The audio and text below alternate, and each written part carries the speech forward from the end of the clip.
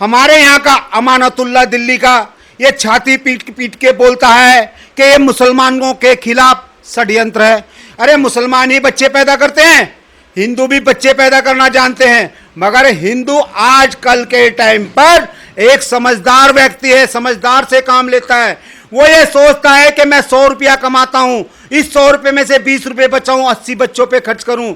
और ये लोग तो क्या करते हैं, बच्चे पैदा करके किसी को पंचर लगाने भेज देते हैं, किसी को वेल्डिंग की दुकान पे भेज देते हैं, और छोटे छोटे बच्चों को ऐसे पालते हैं जैसे भेड़ बकरी और कुत्ते पिल्लों के बच्चे पलते हैं।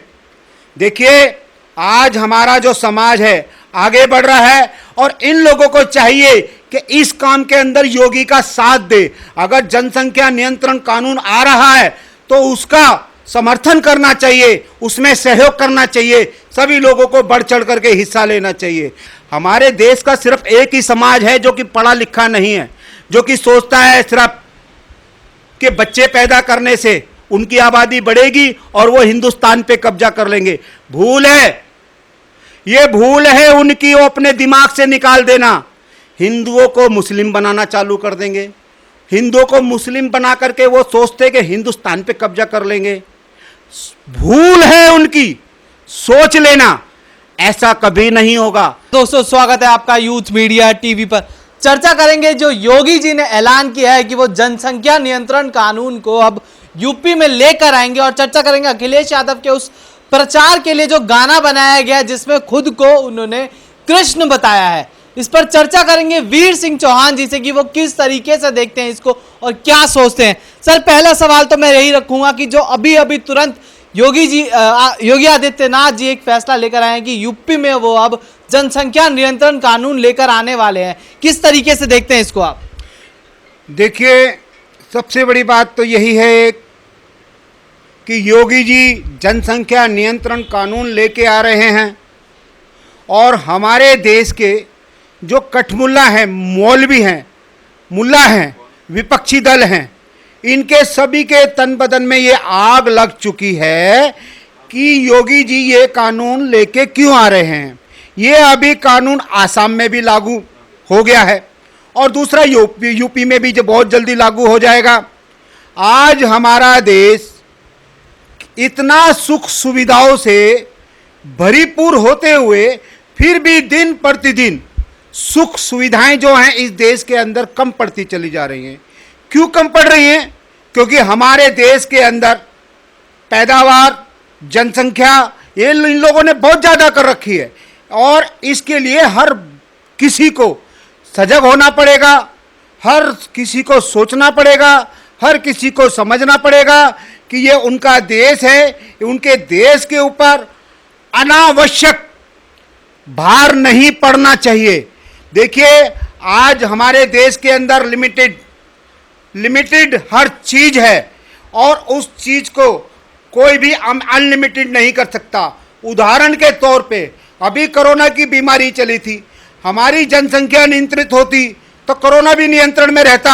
आज ऑक्सीजन, वैक्सीन, दवाइयाँ और ना जाने कितने तरह के हमारे जो इलाज की सामग्रियां हैं वो कम पड़ी हैं। और हमारे देश के जो ये बैठे हैं ओवैसी बंधु और विपक्षी दल सोनिया गांधी, राहुल गांधी, और दूसरा एक बात और मैं कहता हूं कि कोई भी व्यक्ति इसको अपने ऊपर ना ले। ये एक समाज के लिए है, ये एक देश के लिए है और ये हमारे देश को आगे बढ़ाने की एक सीढ़ी है और इसमें बढ़ चढ़ करके सभी लोग सहयोग करें। जी सर, अखिलेश यादव अब एक गाना लेकर आए हैं उनकी पार्टी वाले कि अब दोबारा अखिलेश आएंगे और अखिलेश यादव को कृष्ण भगवान से जोड़कर देख रहे हैं कि कृष्ण के रूप में अब दोबारा अखिलेश आएंगे। किस तरीके से देखते हैं इस चीज को? कभी भगवान श्री कृष्ण की पूजा सच्चे मन से इस व्यक्ति ने करी है? इसके गाने को इस तरह से होना चाहिए, इसका गाना ये होना चाहिए, योगी जी हटो, अब अखिलेश यादव की पूरी फैमिली आने वाली है। एक टिकट इसकी घरवाली को, एक इसको, एक इसके दामाद को, एक इसकी लड़की को, एक इसकी बहन को, एक इसकी चाची को, एक इसकी फूफी को, एक इसकी ताई को, इसकी ताया को, एक इसके बाबा को, एक इसकी दादी को। इतने टिकट तो ये घर के लिए हो जाते हैं। तो कौन सा अखिलेश यादव आ रहा है? अखिलेश यादव अपने आप को ये बोलता है कि अखिलेश यादव यूपी के अंदर मुख्यमंत्री पद पे आ रहा। नहीं, भूल है। गाना बजा लो, ढोल बजा लो, नगाड़े बजा लो। यूपी के अंदर एक ही राम, एक ही नाम, और वो है योगी, जिसका कि बोलता है काम। योगी ने आज जिस तरह से उत्तर प्रदेश के हिंदुओं को जिस तरह से निर्भय कर दिया है, इससे पहले किसी भी मुख्यमंत्री ने ऐसा काम नहीं किया। मुलायम सिंह यादव ने राम भक्तों के ऊपर, राम मंदिर के ऊपर, और जिस तरह से निरसंस गोलियां चलाई थी, ऐसा लगता था जैसे बॉर्डर पे पाकिस्तानियों के ऊपर गोली चलाई जा रही हैं।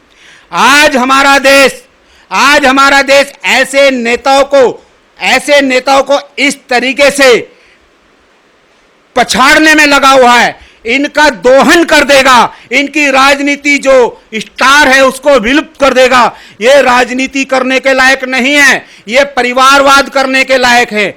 और देखिए, मुलायम सिंह यादव एक मास्टर हुआ करता था, आज खरबों की संपत्ति अखिलेश यादव ने 2 नंबर का काम कर करके इकट्ठा कर ली है। आने जाने के लिए बॉडीगार्ड, गाड़ियां, सब कुछ उसको सरकारी मिलता है, और उसके बाद ये लोग हमारे देश का भला नहीं करते, अपना भला करते हैं, अपने परिवार का भला करते हैं। मेरे प्यारे भाइयों, ऐसे लोगों को चुनो जो इस देश का भला करे और इस देश को आगे बढ़ाने में जनता का सहयोग करे। सर, एक चीज़ और देखी गई कि क्या अखिलेश यादव सिर्फ चुनाव के चक्कर में एक इंसान अपने आप को भगवान से कैसे जोड़ सकता है, अपने आप को खुद भगवान कैसे बता सकता है? सर, ये बहुत बड़ा सवाल उठता है। देखिए, ऊपर भगवान बैठा है, भगवान सर्वत्र है, वो हर जगह मौजूद है, मुझ में भी है, आप में भी है। मगर जो व्यक्ति भगवान का जिस तरीके से दुरुपयोग करते हैं चुनाव के टाइम पे, उदाहरण के तौर पे आपने ममता बनर्जी को देखा होगा, मंदिर में जाकर के देवी का पाठ करती है। उदाहरण के टाइम पे आपने केजरीवाल को देखा, कनॉट प्लेस मंदिर में जाता है, हनुमान चालीसा का पाठ पढ़ता है। आज जब ये लोग चुनाव जीत चुके हैं, एक दिन भी तो ये मंदिर नहीं गए। अरे ये तो उसमें के लोग हैं जो सुबेरे ही सुबेरे लैट्रिन बाथरूम जाकर के हाथ तक नहीं धोते हैं। ये तो बेड पे बैठ के बेड टी पीने वाले आदमी हैं। ये भगवान का नाम कहां लेंगे? क्योंकि यादव परिवार है, और यादव परिवार की तरफ ही मरेगा और वोट देगा। नंगा तो नंगे को ही वोट देगा जी, ठीक है। और देखिए, जिस तरह से इन लोगों ने जो राजनीति करनी है, ठीक है, उस राजनीति के खिलाफ पूरी जनता है। परिवार की राजनीति आजकल कोई नहीं चाहता। 50 टिकट तो इनके परिवार को दो, समाजवादी पार्टी वालों को, उसके बाद में कहीं जाकर के हम लोग मोहर लगाने, ठप्पा लगाने के लिए चुनाव कार्यालय में जाते हैं। सर, एक चीज़ और है कि अखिलेश यादव जो कह रहे हैं खुद को गानों में कृष्ण बता रहे हैं, तो क्या अखिलेश यादव कृष्ण मंदिर जन्म जो भूमि है वहाँ पर मंदिर बनवाएंगे जो उसके बगल में बना हुआ है उसको तोड़वा कर? ऐसा है, आज हमारा विश्व हिंदू बजरंग दल जो है, अगर आज मथुरा के अंदर अगर कृष्ण भूमि, जन्मभूमि को आजाद कराने की बात करेगा, तो सबसे पहले छाती अपनी पीटने वाला अखिलेश यादव होगा।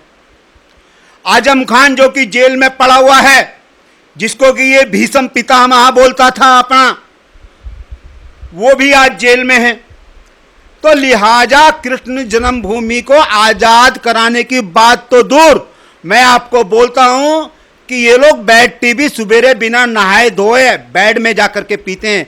और रही भगवान का नाम लेने की इनको फुर्सत ही कहाँ है? नए रोज नित नए षड्यंत्र बनाना इनकी परिकाष्ठा है।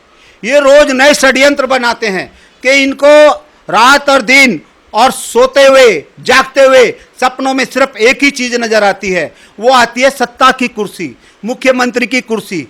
एक मुख्यमंत्री को एक सरकारी आवास जब अलॉट होता है तो ठीक है, जब तक मुख्यमंत्री है तब तक भाई तुम उसमें रह सकता है। खाली कराया सरकारी आवास जबरदस्ती, और आधा सामान चोरी कराया कौन ले गया ये तो अखिलेश एंड पार्टी ही जाने, समाज पार्टी वाले ही जाने। ये पब्लिक सारा जानती है, सारा समझती है कौन किस कैटेगरी का है और किसका चरित्र राजनीति में किस हद तक गिर गया है।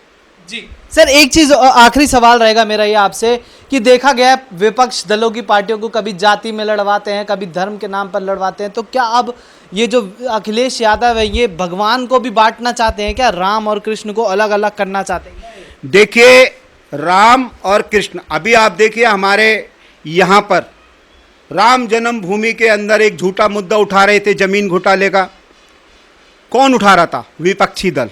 जी। हमारे देश की सबसे मजबूर लाचार अगर सरकार किसी की रही थी तो वो मनमोहन सिंह की रही थी। अगर वो लैटरिंग भी करने जाता था तो पूछ के जाता था, मैडम जल्दी चला जाऊं नहीं तो मेरी पैंट खराब हो जाएगी।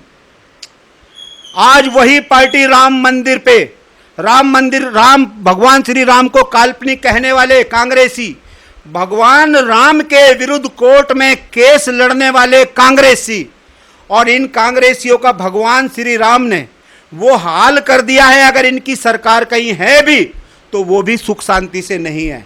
आज हमारे देश के अंदर अगर कोई सबसे बड़ा बोझ है तो वो एक कांग्रेस पार्टी है जिसको भारत की जनता झेल रही है। और भारत की जनता झेल क्या रही है? भारत के जो अपनी कांग्रेस पार्टी के जो चमचे हैं वो कांग्रेस पार्टी को टूटने नहीं दे रहे। कांग्रेस पार्टी में नित नए ऐसे आडंबर रचा रहे हैं कि इन लोगों को झूठे झूठे मुद्दे दे रहे हैं, झूठी झूठी बातें बना रहे हैं, जिससे हो क्या रहा है? ये रोज आकर के टीवी पे खड़े हो जाते हैं और पब्लिक को भड़काते हैं, पब्लिक को बरगलाते हैं। आज पब्लिक बहकने वाली नहीं है, आज पब्लिक समझदार पढ़ी लिखी हो चुकी है। बहुत बहुत शुक्रिया सर, धन्यवाद।